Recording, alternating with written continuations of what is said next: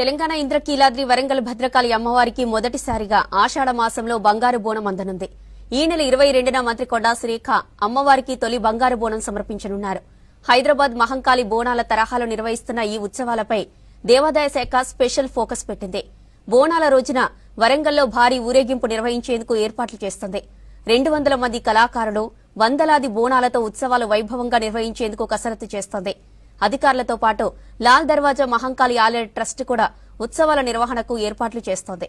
General గా బోనాలు అనగానే హైదరాబాద్ గుర్తుకొస్తుంది, మహంకాళి టెంపుల్ కావచ్చు అని. ఈసారి అంటే ఇట్లా విస్తరించుకుంటే ఈసారి ఓరుగల్లు మీద కాన్సన్ట్రేషన్ చేయడం కావచ్చు, అమ్మవారికి సంబంధించి భద్రకాళి గుడిలో నిర్వహించాలి అనే కారణం ఏంటి సార్? లాల్ దర్వాజా అమ్మవారి దేవాలయం ఈ బోనాల ఉత్సవాలకు, ఈ సంస్కృతికి కేంద్ర బిందువుగా ఉందన్నమాట. ఇది స్టేట్ ఫెస్టివల్ కావాలని డిమాండ్ చేసింది కూడా లాల్ దర్వాజా దేవాలయం. సో ఈ అమ్మవారి ఉత్సవాలను